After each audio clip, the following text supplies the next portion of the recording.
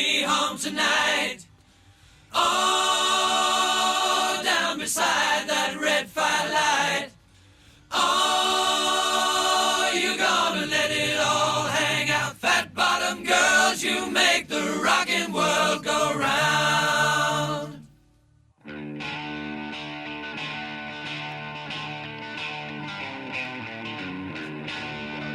So without further ado, let's just get into the spoiler section because, well, yeah, you're in for a ride.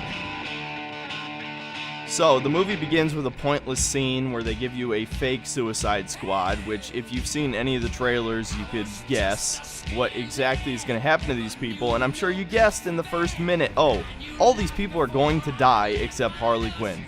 Technically, that's not true. Rick Flag, the commander dude or whatever, he survives, but yes, everyone else fucking dies, and it's pointless. That first 10 minutes only exists for celebrity cameos. What the fuck?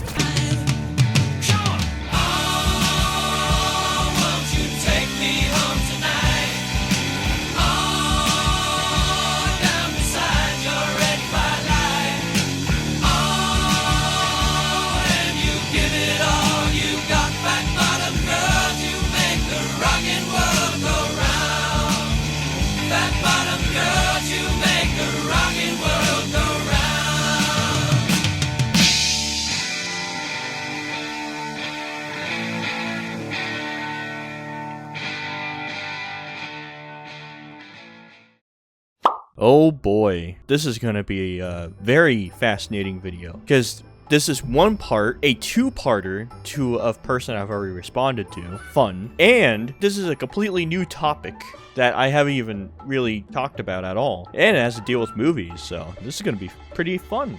I like talking about movies. But it's a synthetic man video. You have to understand, and this is to go back to my point about pseudo speedrunning and playing a game for no reason, that there is no way to prove to anybody how good you are at Doom Eternal, because Doom Eternal is essentially a single-player fighting game. The whole game is just spent fighting bots, and nobody cares how good you are at fighting bots. And I've decided that I want to die.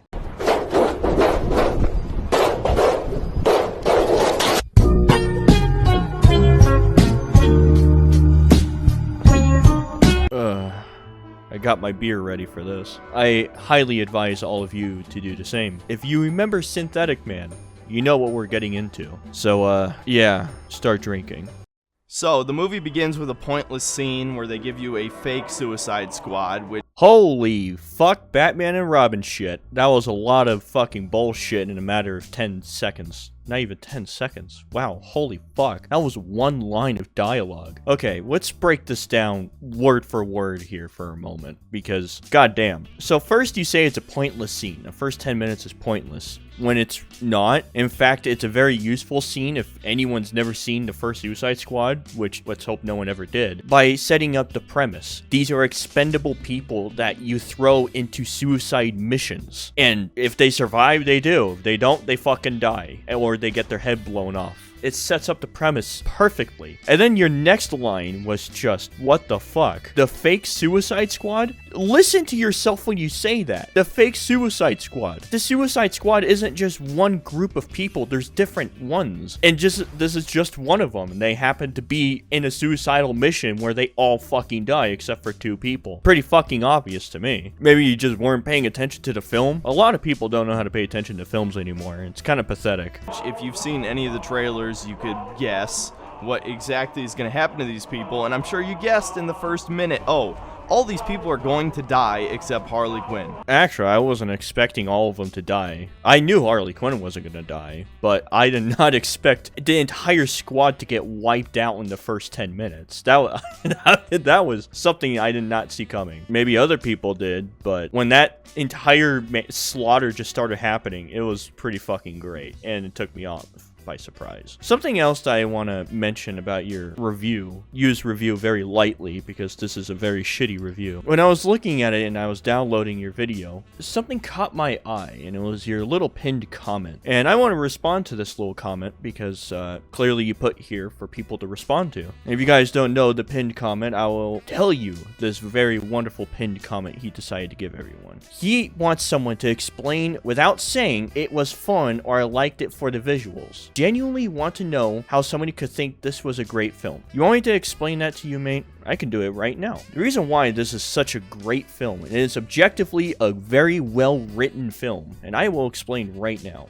One, the characters are very well fleshed out. Even these people that you meet for 10 minutes have more characterization than anything I have seen in a very long time when it comes to movies. It's very, very top-notch characterization for these people. The premise itself is pretty fucking interesting. I mean, these people are going to a building to destroy files called Project Starfish. Have no idea what the fuck it actually is. And then it turns out it's an actual fucking starfish. I didn't see that coming. That was pretty fucking cool, and it made sense in the story on how the shit evolved in the way it did. All the characters made sense. There were more human characters than anything Marvel has came up to. Another thing that shows really good writing in this film is the setups and the payoffs that happen throughout the entire movie, and the consequences have actions. The best example I could think of this, right, is in the first 10 minutes when Javelin was asking TDK, what the fuck does your name mean?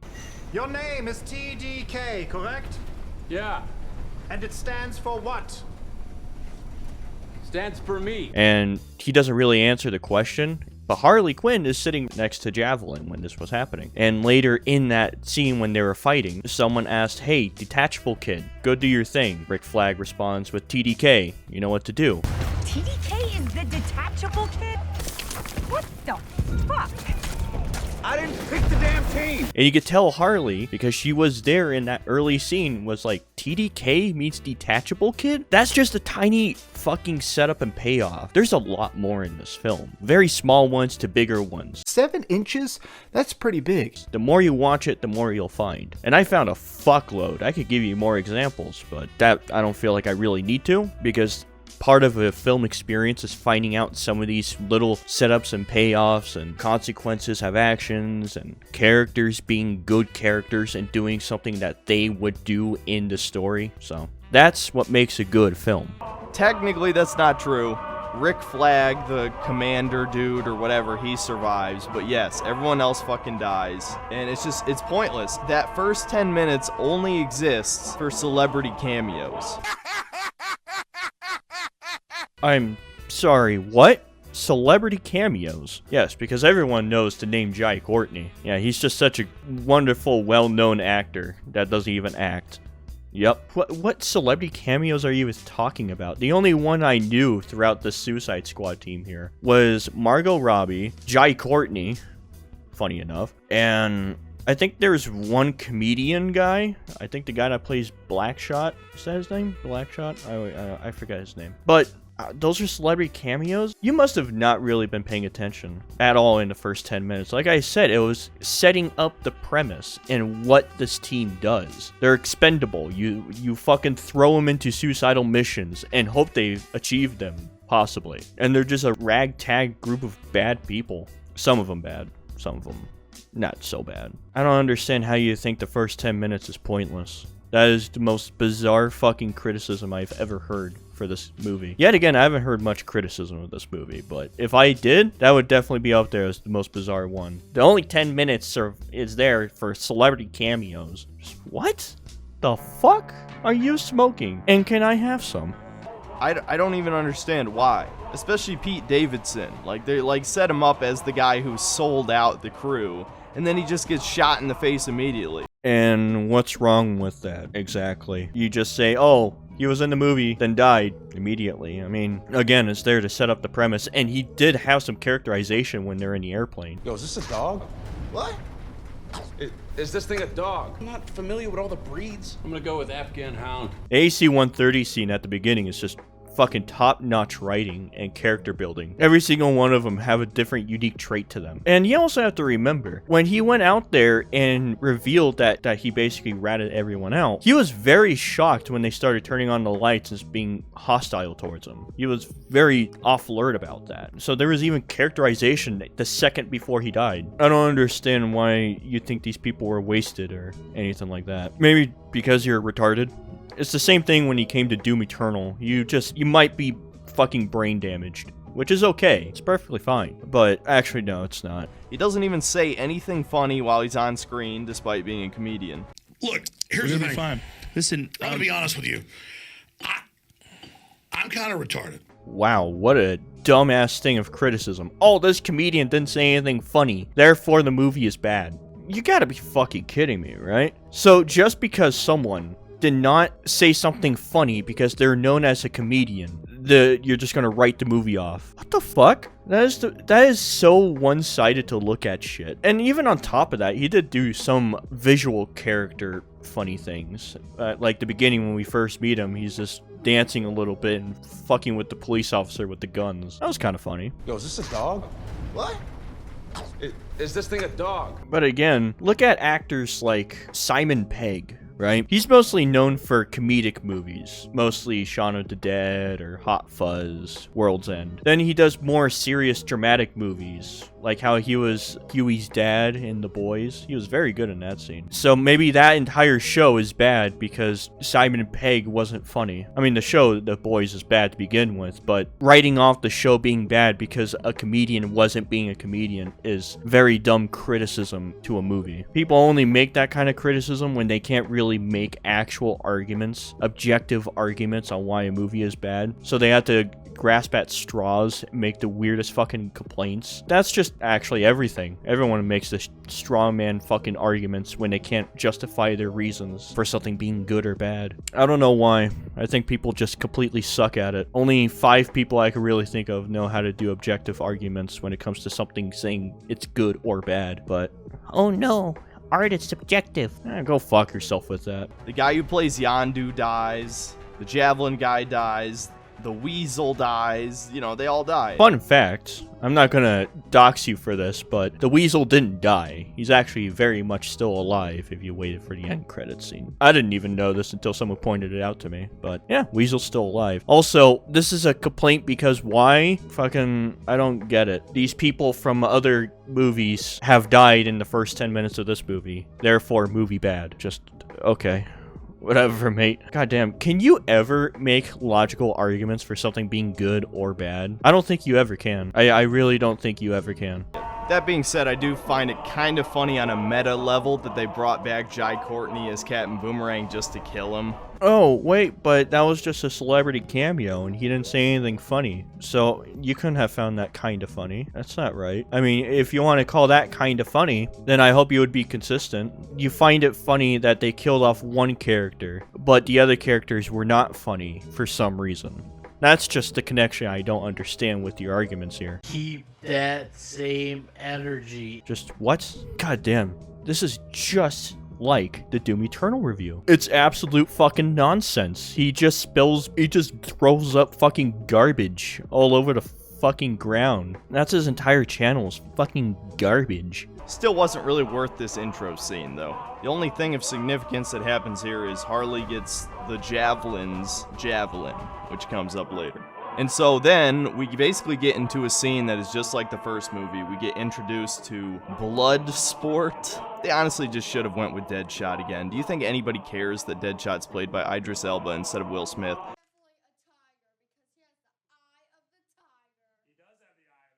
Are you sure about that? You know, it's funny you say that because recently I was reading an article why this movie failed as box office returns and stuff. And one of their arguments was actually because Will Smith was not in this movie. So I'm going to take a wild guess. If they were mad that Will Smith wasn't in this movie, I think they would even be more pissed that a new actor is playing this character. Which I wouldn't give a flying fuck. But this isn't really an argument of his.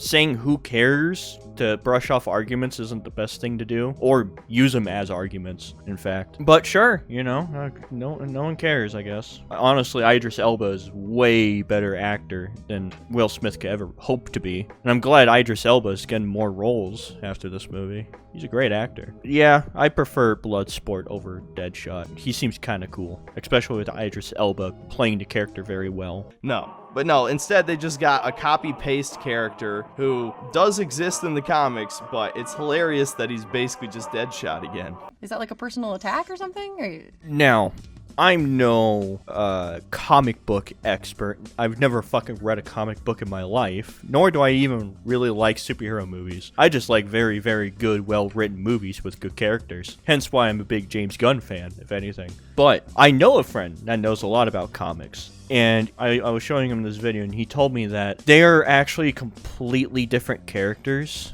but still the same. And even the movie makes fun of that case with when they introduce John Cena. You just said each member of the team is chosen for their unique abilities.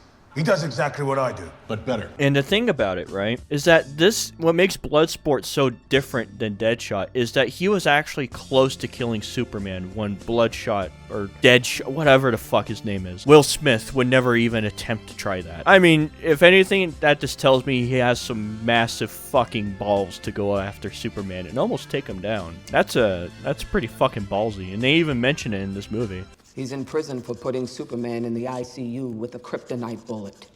Then we're introduced to the rest of the team. We have Ratcatcher 2, a young woman who uses a magical science device. English, motherfucker! Do you speak it? Okay, it's science, not magical. Magic and science contradict each other. You can't use magic and science in the same fucking sentence. It just doesn't work. It's science that makes it work. From good old Taika Waititi, Taika Waititi, I don't know how to fucking say his name. Her father, she's the one that made it, okay? It's science. Fucking loser, doesn't even know his comic books. To summon rats. Note that this device has no limitations in its rat ability. It doesn't even seem to have a range, except maybe reasonably where rats could come to you. Within like a mile radius, 2 mile radius, 3 mile radius. Oh, so it does have a range. Right. What do I even say after him making a point like that? It has unlimited range, except it doesn't. Right. So it does have range. Do people listen to themselves, or... Did this guy write a script? If he did write a script, did he redraft his script, or did he just go with the first draft and call it a day? This guy's video is extremely fucking lazy. Why don't you just put fucking trailer footage over it and sometimes put gameplay of really outdated game, I guess? Yeah, who puts effort anymore? Who knows? You'll see in the climax of the film. Not to mention it somehow makes the rats smarter, as they seem to be able to perform complex commands and not just her personal pet rat. What? What the fuck? So when he said this, I skimmed through the movie again because I wanted to double check what he meant by they do complex things. Most of the things that the rats do are very, very logical on what a rat would do. Chew wires, okay. Chew out fucking eye, okay. Go to place and crawl on thing, okay. What's so complicated about that? You're saying like a fucking rat is carrying an RPG and a machine gun and shooting shit or some fuck. But it's not. It's telling a rat to go someplace and choose something hard. Is that what you're telling me right now? You do know, believe it or not, some people don't really know this, but rats are actually kind of smart for what they are. There's a reason why they survive for so long, but they are kind of smart. One of the smartest rodents, believe it or not. Also, if you hate rats doing complicated things in this movie like chewing wires, you would hate Ratatouille with your life. I mean, in that movie, there's a rat cooking food. I mean, holy shit. I guess the movie's bad because of that, too. Fucking Ratatouille, making a rat make food. That's so unrealistic. Fucking assholes. I only want realistic, grounded movies in my movie. Then we have King Shark, who's basically a big shark guy. I find it funny that he's known as a Flash villain, considering he has absolutely no powers that would be a threat to the Flash. Look here! Look, listen! Okay, this is the problem with your fucking reviews. especially when it happened in Doom Eternal. I've noticed that you do this a lot, and I've only seen 2 of your videos ever, and both of them have been absolute fucking dog shit. What does The Flash have anything to do with the overall review of the Suicide Squad? All right, you're bringing up a thing of criticism that doesn't even affect the Suicide Squad at all. Oh, it's a Flash villain, but it doesn't make any sense why he would fight Flash. Okay, that's the Flash's problem. We're talking about the Suicide Squad. This is a whole different movie if you didn't know, right? This might be very shocking to you. It's an entirely different movie. It doesn't take place in the Flash universe, which is, I don't even think that's a real thing, but I'm saying it anyways. You saying this is utterly retarded. Cut this crap out of your fucking review. It doesn't matter. But yeah, he's a shark man. And yeah, I was pretty disappointed with this character. I thought this would be the comedic character. No, he's an idiot. Well, he's not an idiot. He's a shark. Kind of fucking what? He's a shark. He probably has a shark brain. He doesn't know how to talk well. He listens very well. Doesn't really have a backstory, but he has a kind of a sad character arc to himself. You know, he has no friends and everyone abandons him. I mean, come on. They left him in a fucking truck without even leaving the window cracked, and he was just burning inside. I feel bad for King Shark there. King Shark is honestly one of the better characters in the movie. King Shark, actually, they're all great. All the characters in this movie is fucking solid, but we'll talk more about the characters when I guess he brings up his criticisms of the characters. Yet again, these are his criticisms, but they're paper thin that they make no fucking sense. I'm just using this video to talk about the Suicide Squad because I really much enjoyed the movie, and this video's fucking awful. Think of it more as a jumping off point to talk about something that I like. That's kind of all my response videos, just jumping off points to talk about things. Now I'm rambling. See what you did to me, Synthetic Man? Now I'm doing the exact same fucking thing. And he just says dumb things, but not even funny dumb things. He can just barely talk, and that's it. And he wants to eat people. And I guess it's supposed to be funny that he eats humans, but it's really not. It's supposed to be funny. Well, to us it's funny because it's a human shark eating people. Again, comedy is subjective. But you are portraying it as the movie is saying it's funny. Which, sure, but the characters are taking it very serious. The scene that you are showing right now in this fucking trailer clip, right? This is a very serious scene. He almost ate one of the people part of their team, and they were all about to fucking kill him right now. But it just turned out that the rat catcher 2 was like, I'm gonna give you another shot. I'm gonna be your friend. That, you could say, was kind of underdeveloped. Her and King Shark being friends throughout the whole movie. They only had maybe 1 or 2 changes of dialogue throughout the whole movie, which, that is a complaint that you could make of this movie, but I digress. This scene, though, of him eating people was taken very serious in the movie. At the very end, when King Shark asked if he could eat one of the people after defeating the shark, Idris Elba, I think it was Idris Elba, was just like, no, don't eat them. Don't do that. Like, that's a bad thing. Nom nom? Really? That is what you're thinking about right now? That nom nom no. No, it's not nom nom. No! But sure, if you want to say it was not funny at all, I found it pretty hilarious because that's kind of funny. You know, if you didn't find it funny, that's fine. But if you're going to tell me it's bad, then we're going to have another conversation, which you kind of did. And that's kind of this conversation. Then we have the funniest character in the film, Peacekeeper, played by John Cena. Yeah, I'll give the movie some credit here. His dialogue is actually pretty funny. He's basically the rival to Bloodsport. He seems to have very similar mercenary-like killing abilities and a bit of super strength, but not too much, maybe Captain America level. And finally, we have the Polka Dot Man, who is, I guess, the joke character, but does it really even count as a joke character if half these people are fucking jokes? I'm sorry, I'm trying to catch your logic here. So you explain John Cena's character in one sentence saying, oh, he's funny, and then you go to Polka Dot Man saying he is a funny character, but is it not funny when everyone's funny character? Doesn't that completely contradict your point about John Cena being funny if everyone is supposed to be funny in the movie?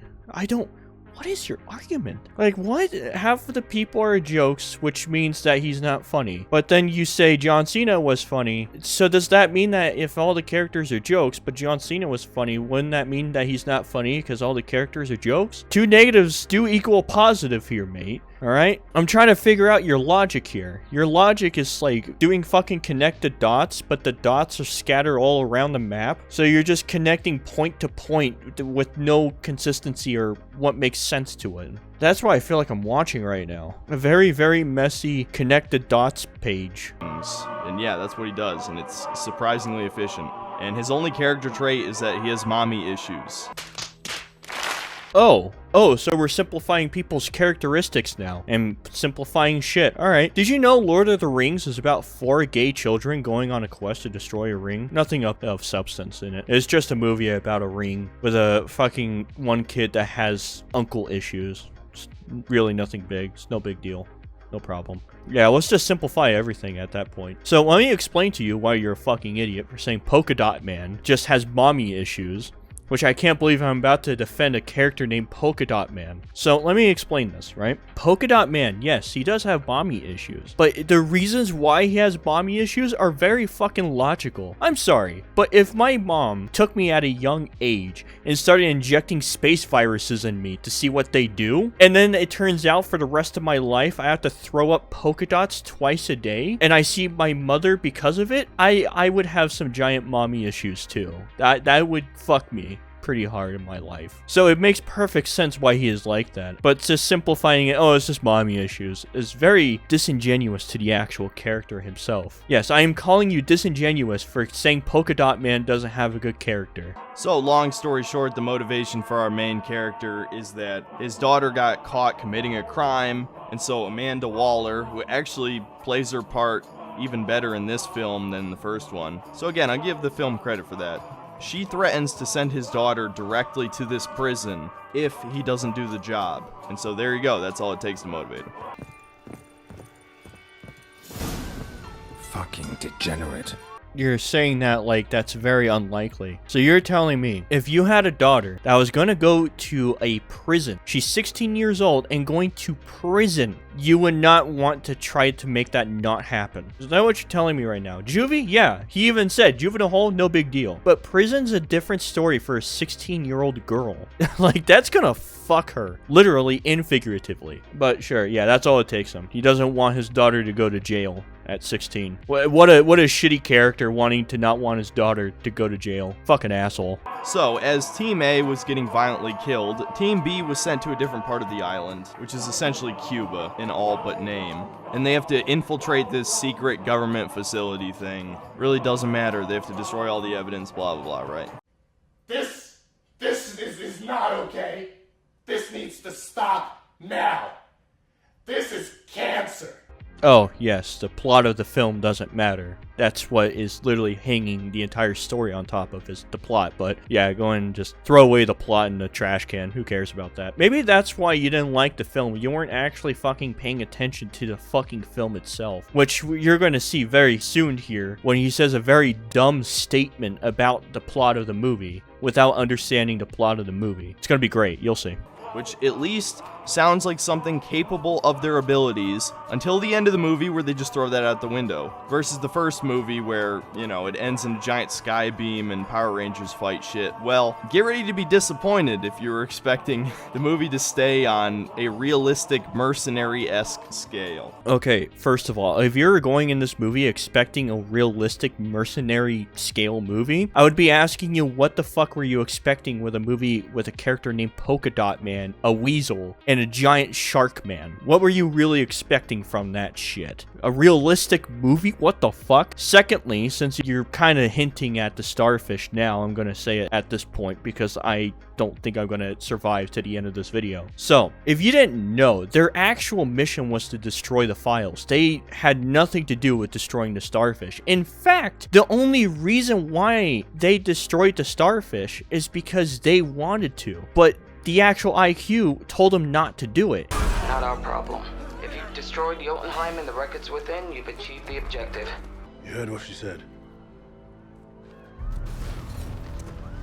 And when they got there to see the starfish in giant scale, you could see Idris Elba was looking at it like, fuck, what do I do? So the movie is full aware that these people are probably not capable of doing it. But hell, they're gonna die fucking trying, and that's what they do. And if anything, that's more of a hero than anything Marvel and DC have ever made fucking ever besides James Gunn's movies. I mean, they're normal fucking people, some of them, and they're gonna try stopping this giant fucking starfish. I mean, if you want to bring this type of crazy illusion in, let's bring in Guardians of the Galaxy 2. At the very beginning, they're fighting a giant fucking alien monster. What is Peter Quill gonna do? He's just a normal guy with a jetpack and pistols, right? But he's still there. What is Drax gonna do? He's just a giant guy with 2 knives. You know what did take them out? Teamwork and finding a weak spot. What did they do in this movie? Teamwork and finding a weak spot. And they were gonna get their heads blown off if they tried to fight the starfish. Turn around now, goddammit! Task Force X, this is your last motherfucking warning! So, I don't understand your fucking argument here whatsoever. You must have not been paying attention to the film at all. Yeah, in the first film, it was absolutely ridiculous because they were going to go fight a god with a chick with a baseball bat. Like, what the fuck is a chick with a baseball bat going to do? And somehow they won by complete sheer luck, somehow. In this movie, at least they put some thought into it. Every character had its purpose besides maybe one, King Shark. But everyone did something. So yeah, this is kind of the part of the movie where it sort of meanders about for roughly an hour. You do get the funniest joke in the whole movie where John Cena basically says he would suck an entire beach worth of dicks to save liberty in America and shit. I'm not gonna lie, I actually laughed pretty hard at that. Hey, baby.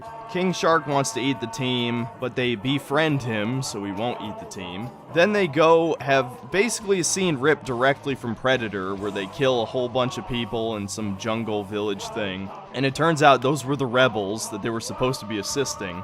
And they find Rick Flag, and despite literally slaughtering all their people, the rebel leader woman agrees to help anyway.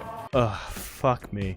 She agreed to help because they both had the same goal. Well, at least Rick and her did, which was to stop the government. That was their whole fucking goal, those two. They wanted to get new fucking leaders in there. And Rick said that he will help her achieve her goal. And she even fucking said, we both have the same goals, so I will help you in this journey. Luna and Suarez murdered my entire family. I'd make a deal with the devil to stop them. Your people will have our help getting to Valle del Mar. Yeah, her whole team got murdered and she was very pissed about it, and it took Rick some convincing to change her mind on it. Did you completely forget about that scene? I guess you did. Were you even watching the movie? I have to wonder. This is what I mean when I say people just simplify the movie to justify their shitty arguments and don't really pay attention when a movie is actually complete dog shit, right? I like movies that are very well written, have good characters. James Gunn is probably one of the best of doing that besides Tarantino, right? So when a movie is well written and I can use the movie as examples to back up why it's well written, you really need to rethink, is this movie actually bad? Because all of your arguments have been destroyed by the movie itself developing these situations and explaining them all, and how A got to B, and your consequences have actions to them and shit. There's a lot of setup and payoff, very little setup and payoff sometimes, things that people probably didn't even notice were set up and paid off in the movie. I've seen a movie like fucking, while recording this, 4 times, and there are more and more things I have noticed about the film that was set up and then paid off later, which was very well fucking writing there. That is stellar writing. But no, the movie is bad because I don't know, woman decided to agree to do thing even though it took some convincing to do it. But yeah, alright. Meanwhile, Harley Quinn, instead of being executed with the rest of her team, gets captured by the bad guys. This is what I was hoping was the worst part of the movie. Unfortunately, it gets worse. Wait, so I'm confused. You're thinking that she should have died in that. I mean, with the movie setting it up and reason why she got captured, it makes perfect sense on why. The fucking, I don't want to call him king. What are the people, what are they called? The guy in charge, the man in charge, is a big fan of her because she rebels against America and shit, and that's what they're kind of doing. So they love Harley Quinn for that reason and always wanted to meet her. It makes perfect sense. The dictator leader wants to marry Harley Quinn. Why? Because she represents an anti-America hero fighting against American values or something. Uh-huh. So why is that a bad thing, or why is it dumb? From my understanding, it looks like it makes perfect sense. Unless if I'm seeing something that I'm not understanding here. Hopefully you will bring it up and explain it to me in this video. But so far, your video hasn't been on a good track record. But we'll see. Maybe you'll convince me. Okay, and I'm embarrassed to say this, right? But I watched the Birds of Prey movie. Yes, you can blame my dad. I've watched probably 80% of these cape shit films with my dad that I didn't even want to watch for the most part. And so I watched that fucking terrible movie, and not once does it come up that Harley Quinn is anti-America in any way. She's literally just what every millennial woman thinks she is. Some quirky, insane chick, minus the murder. I don't like this, man. I just don't like this at all. This is really shitty. This is like some stinky garbage that you're putting out here. So, at first I thought this was actually a pretty interesting argument to make, right? But then I thought to myself, so, imagine this, right? I see myself as a complete fucking asshole, right? And I don't hide that fact. But if someone out there saw me as a fucking sweetheart, I would be questioning their logic on why they think that, right? And you might be wondering yourself, why are you bringing this up? Well, it's the simple fact that this prime minister guy sees her as the rebellious type and a symbol of, like, anti-America, right? But when you see her facial expression and her reaction, she doesn't understand why she has looked that way. I have admired you from afar for many years now. Me? You're a hero to me, as well as to my people. I think you might get me confused. Harley Quinn's fire and rebellion in the face of American oppression is something to which my entire country aspires. Oh. So, in a way, the movie does explain this flaw of yours by her not understanding why she is seen that way either. And that's probably on purpose why James Gunn made you think about that. Like, no one sees her as an anti-American. And she's right there with you with her response of like, huh? How do you see me like that? That doesn't make any fucking sense. Again, the movie explaining the problems that you are making right now, which honestly is making the movie way better than I originally thought. Like, I was actually going to agree with you on this point, but then I wanted to recheck that scene and re-listen to it for a moment. And she does have a genuine shock reaction to it. Like, she doesn't see herself as that. So, yeah, just interesting thought. Here's another crazy example I just popped out of thin air because I think it would be funny to make. You probably don't see yourself as a fucking idiot, right? And when people say you're a fucking idiot, you're probably a little bit shocked. Probably not now, since I can guarantee you a lot of people think you're a fucking idiot. You just don't accept the fact that you're a fucking idiot. So that's people seeing you in a different way. Maybe in real life, people think, oh yeah, this guy has 200 IQ and has a master's degree, but you do not show it anywhere in your videos. So, whatever. You know, this is fucking stupid shit. I'm gonna assume James Gunn wrote this in himself. And I guess this is just the scene where they need to pander to the female members of the audience, like all 5 of them. Because the dictator is like this Hispanic hunk dude. I don't want to describe this in detail. The scene plays like a 50 Shades of Grey femcel fantasy. But there's an awkward romance thing. She sleeps with him. She implies he has a giant dick. They clearly know their audience. And then Harley Quinn just shoots him in the back. Yeah, the guy who's built up as the bad guy is just killed immediately after she sleeps with him. Oh man, you need to learn how to watch movies better. Okay, in the mission briefing with Idris Elba and Polka Dot Man and all of them, they even ask, so are we going to go kill him? So you want us to kill Luna? No. This is Jotunheim. Your mission is to infiltrate Jotunheim and destroy every trace of Project Starfish. He wasn't the fucking villain. Just because he showed up in the movie and kinda got the ball rolling for the plot doesn't make him the main villain. He's just there to set up the premise, basically. Right? And shoots him for no reason. Do you even listen to the movies you watch? Do you just shut your fucking brain off? He was talking about murdering children. And Harley Quinn says if she sees any red flags, she's gonna fucking kill them.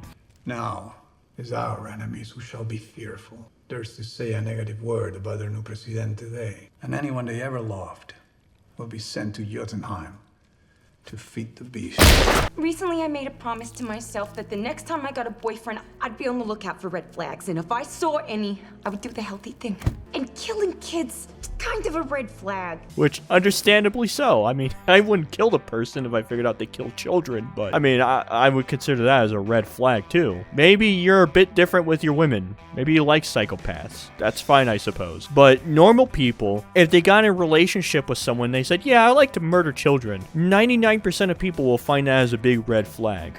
So then, like, the second-in-command general guy, he's the new dictator. And honestly, it doesn't matter. It makes absolutely no difference to the film whatsoever. They just needed to give scenes to Harley Quinn because I guess she's the only popular character left here. No, I had to assume the reason why Harley Quinn got like a good, 15 minutes of her own situation going on is because, one, the first two movies did not do a good job characterizing this person at all. In fact, she was fucking terrible in the first Suicide Squad. I know that for a fact. And the 10 minutes I saw of her in Birds of Prey, I wanted to die. In this movie, she's actually very, very fucking good. She doesn't do the shitty jokes every 10 seconds, which really helps. She does spit out a few jokes here and there. The first line she says when she's introduced was a fucking really funny joke. But yeah, she was actually characterized in this movie, and she was actually really good. But who the hell even cares about Harley Quinn anymore? The Birds of Prey movie bombed. I don't know, I can't help but picture that James Gunn is like jerking off during these scenes. Does anyone else feel that way? Especially after his controversy with his 10-year-old tweets, which I can't go into detail about, but let's just say by the end of this movie, I started to believe him being a diddler of the young variety. You have a single fact to back that up? Allegedly. Allegedly, he might have done some things. Allegedly. Please don't kill me, YouTube. You know, people talking about those tweets is actually kind of interesting, right? Because I watch a lot of interesting movies. Really, really, really dog shit movies like fucking Tomorrow War, which was awful, to really, really awesome, great classic movies. One for me would be Super or Slither or Romeo and Juliet. Now, if you watched those movies before this whole thing, you would understand what James Gunn's humor is, because that's basically what his tweets were, which is very dark sense of humor. And that's this movie also, is very dark sense of humor. Guardians of the Galaxy didn't really have that humor because, you know, family-friendly Disney, and that's why most people think he's that kind of thing, because he made jokes about that shit 10 years ago, and people dredged that shit up to make him look bad. And it's just like, you have to be fucking kidding me. Pedophilia anymore? Is that what you're telling me and shit? I don't give a fuck. I find that kind of shit hilarious. One of the funniest movies I have seen is World's Greatest Dad. And if you've never seen that movie, I highly recommend to click off this video right now, because I'm going to explain the premise and why this movie is fucking hilarious. Robin Williams' fucking kid dies from masturbation, and he uses his death to start off his fucking career as a writer. That is the funniest shit ever. Yeah, some people might watch that and find it, oh, that's not funny, that's real fucked up. And yeah, that's why it's funny. To me, it just seems like you have a different sense of humor. You don't like dark comedy, which, fine, dark comedy is not for everyone. But don't fucking going around shaming people for liking dark comedy. It's kind of just fucked up. Look at Until Dusk to Dawn. Dusk Until Dawn? Dusk Till Dawn? I don't know the fucking... It's a movie with Tarantino in it, right?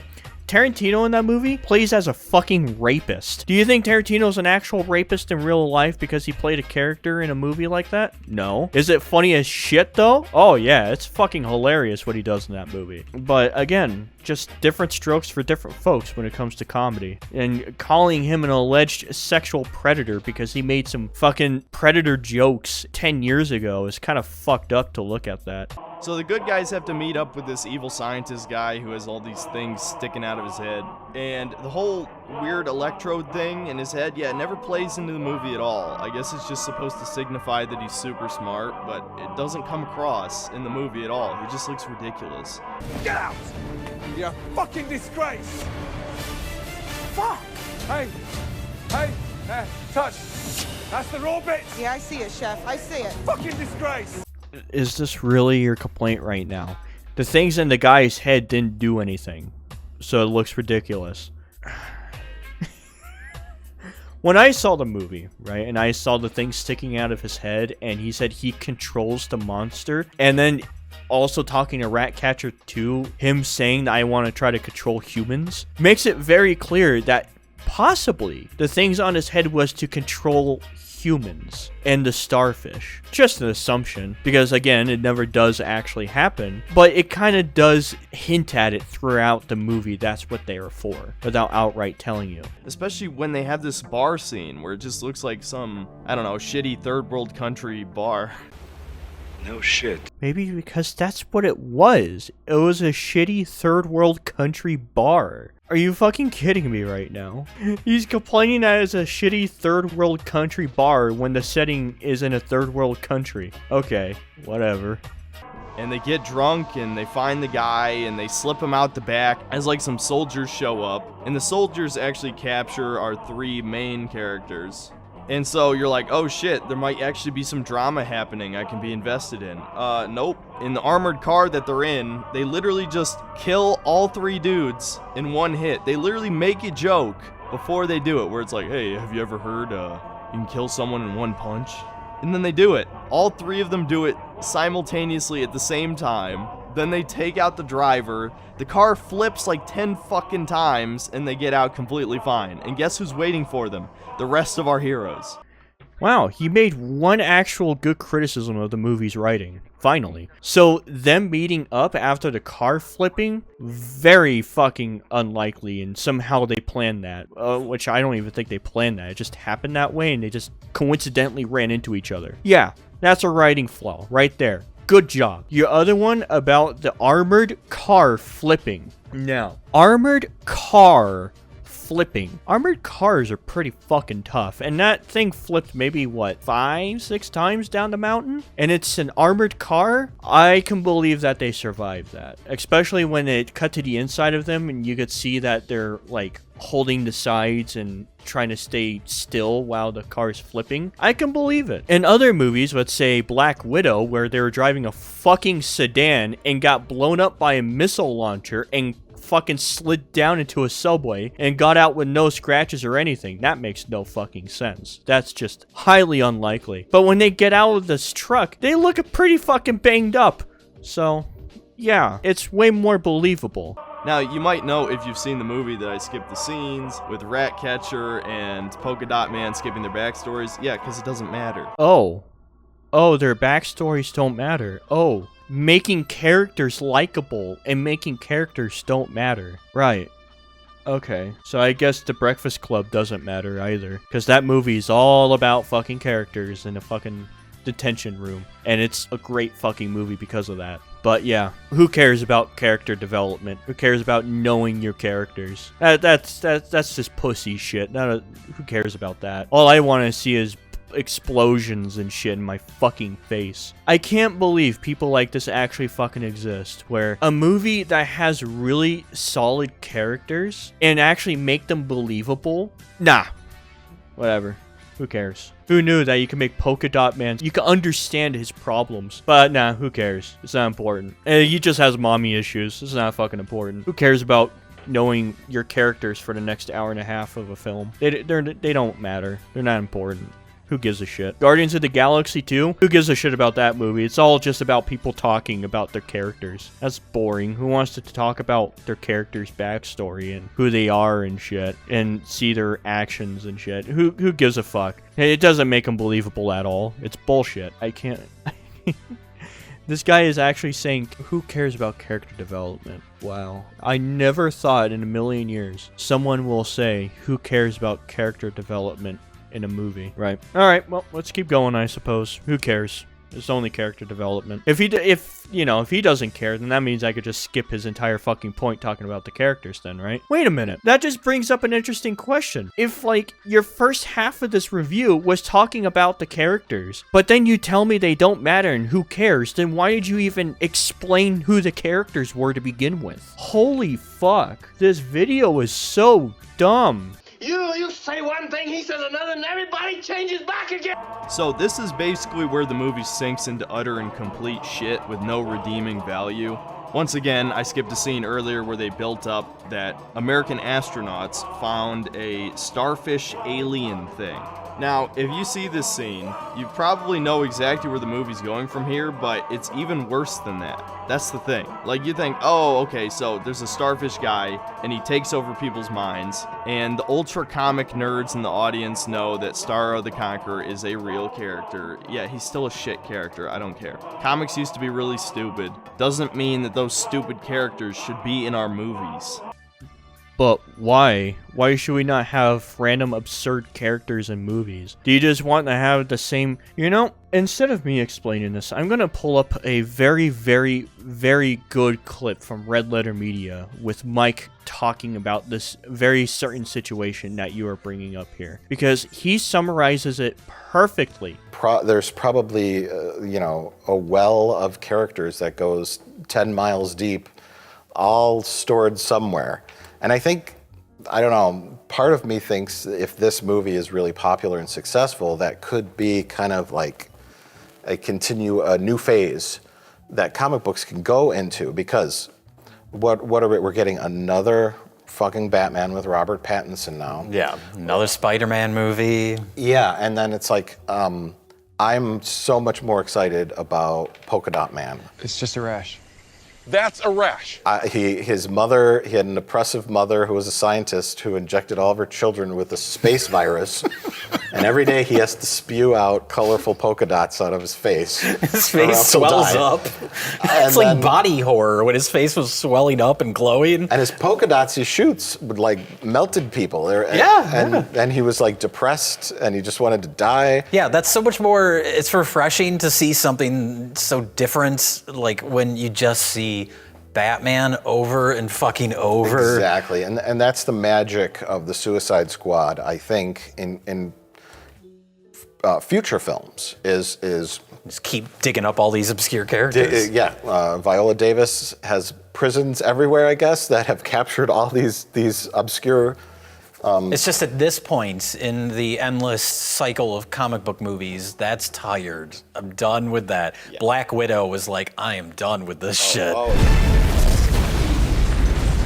So, from that clip, you understand that, like, just because they're absurd characters, you can still build them as actual genuine characters. Example is Polka Dot Man. Yeah, you hear the name Polka Dot Man, you'd think that sounds like the dumbest shit ever. But you watch him in this movie, and James Gunn takes that character and makes him likable and interesting. And also adds to the comedy because you actually kind of like a character named fucking Polka Dot Man. Like, I don't think anyone going into this film expected to like Polka Dot Man, right?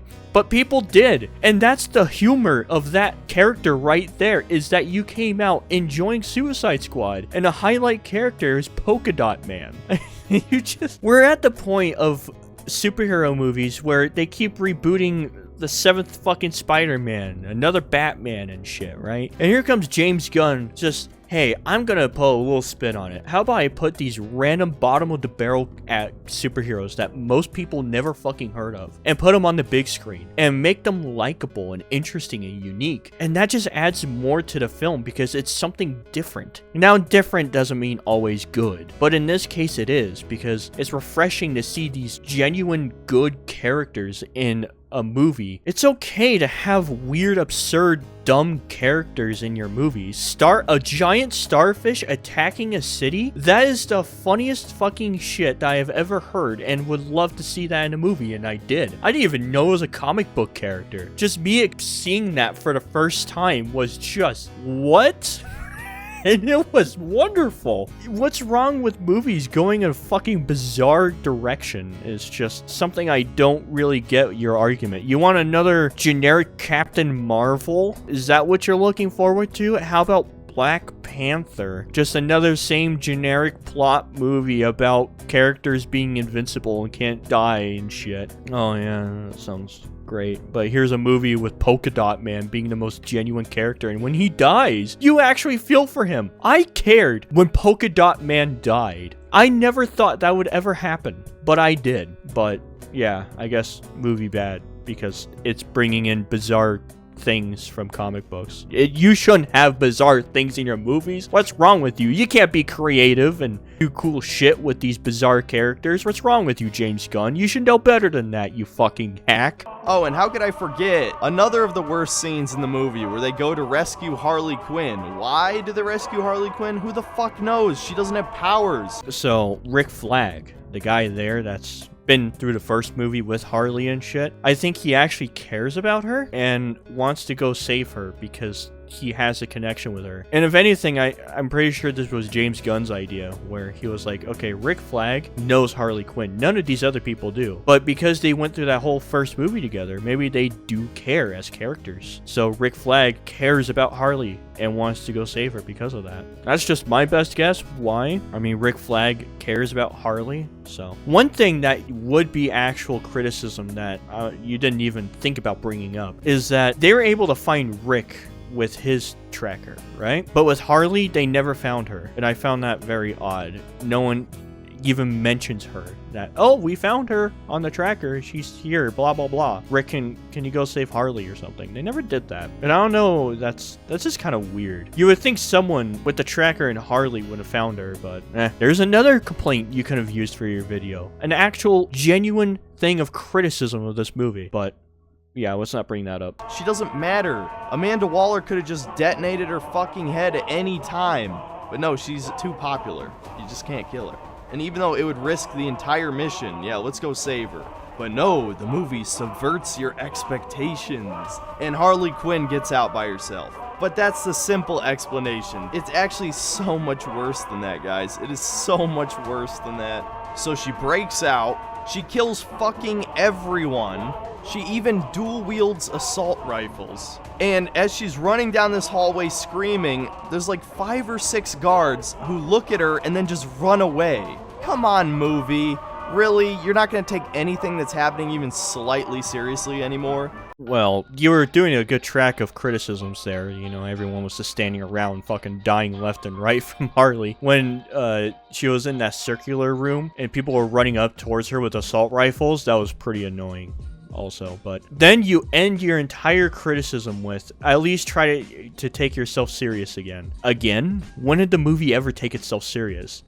Example, the first fucking scene of this movie, the first 10 minutes, shows you that they're not taking anything fucking serious in this movie besides maybe the characters. It's a very goofy premise, and the movie knows what it is. It's very goofy, but it's not outright telling you it's funny. And that's kind of the magic of James Gunn's writing sometimes, because he knows that he's making something that's outright fucking weird and goofy, but the characters are taking it serious. Something else that does this is Doom Eternal, believe it or not. It's a very, very goofy and dumb fucking plot, but the characters are taking it serious. Not saying that Doom Eternal story is good, but it helps. Just because the movie isn't taking itself serious doesn't mean the characters are not taking the situation serious. These fucking idiots, again, I bet James Gunn thinks this shit is funny because he was high as fuck. But they have this shitty ass colorful van that they drive up to this secret military base in this intimidating huge tower. And the guards just fucking let them in. Suspicious. I guess you forgot the entire part where they used the guy that's able to get into the building to sneak into the building with, because he is a known person to go to that building. So they used him to get in. I mean, I don't know. How are the fucking guards stupid for letting someone in that comes in daily to check on the fucking starfish? That makes no fucking sense. I want to die. This fucking video is pain. I'm gonna just start skipping it because fucking hell. They hack into the front gate, they get in, the bus driver dude that they held up at gunpoint and took with them is still sticking with them at this point and went into the base, which is literally just a setup for a joke that happens shortly after the scene. A very low IQ person Okay, wow, you are really going off the rails and making your own movie in your head right now. So the guy that they were holding at gunpoint was the guy that holds the science experiment with the starfish, right? The guy you are thinking about is the guy with shorts and sandals, right? He wasn't ever held up at gunpoint because he was part of the resistance trying to help them, okay? Milton will drive you through town until la gatita amable. He was with them till the very end, and honestly, he was probably the funniest fucking laugh I got. You are completely missing or misremembering this movie right now. For some reason, you actually think that they went into the movie with the shorts and sandals guy going in and being able to do this, but in reality, it was the scientist guy. And then you thought they were holding the shorts and sandals guy at gunpoint, which also isn't fucking true. Do you watch movies once and that's it, and go off of memory that way? That is a horrible way to review a movie, honestly. Just trying to review a movie off of memory, just that's it. Did you even write your script during the movie? Or, well, actually, this is my best guess. This is what you did, right? You were watching a movie going in, I'm going to fucking criticize the shit out of this because it has, I don't know, reasons, I guess. I don't know why. And you go into it fucking just wanting to shit on it. And whenever you found something that was just slightly dumb, you wrote it down but didn't pause the movie and you heard all the context leading up to those said moments or certain situations. That's just my best guess. They shut the front doors, which are like these huge concrete steel doors, whatever, you know, you can't bust through them. And guess what the retard military thinks to do? Let's run a fucking Humvee with a small ram on it. That'll open the door. That's the best thing you could think of, because no, there's no way this is what they thought of. This is what you thought of. What, they have no explosives, they have no tanks, they don't have like, I don't know, a bigger truck? Well, a bigger truck wouldn't have worked, actually, now thinking about it, because it would just smash the entire front end. The Humvee they were using had, like, a fucking barrier that was fucking strong as shit to break it. It makes sense. Now, the explosives thing, that's actually a fair argument. Why didn't they use explosives? It's actually very smart. That's another flaw. Good job. Was it even 3 flaws? I think he's only mentioned 2 actual flaws in this movie. That's great. And then the rest is either him misremembering it or brushing off the movie as who cares, which is great criticism. Again, let's just condense this as much as possible because I'm sure this video is too long already. Oh, so you're just condensing the entire movie plot down because this video is quotations too long. Just to give you guys a reference here, his video is 22 minutes. 22 minutes for a movie review, I would consider that kind of fucking short, honestly. Reviews really taking their time and explaining the scenes and explaining what's wrong with the scenes with examples on why is more of my go-to when it comes to reviewing movies and shit. When you're gonna say, oh, I'm gonna condense everything down because it's already 22 minutes, that's kind of long, then I'm not taking your video serious anymore. If you're just gonna condense every one of your arguments down to where they're either lies or just bullshitting to everyone, why should I take your video serious anymore? Why should I care about your video anymore? In fact, I don't care about your video anymore since you told me that you condensed everything down and you did lazy fucking editing and writing and didn't give a shit to pay attention to the actual film, so I just don't care anymore. I'm just gonna end your video right here and I'm gonna say fuck you. We're learning to make better reviews because 2 videos of yours I have watched and I have wanted to physically die inside. You need to work on your fucking shit, man. Your videos are god awful. They are so fucking bad. Now everyone get off my fucking channel. If you're pissed that I didn't review his entire fucking video, then I don't care. Go fuck yourself.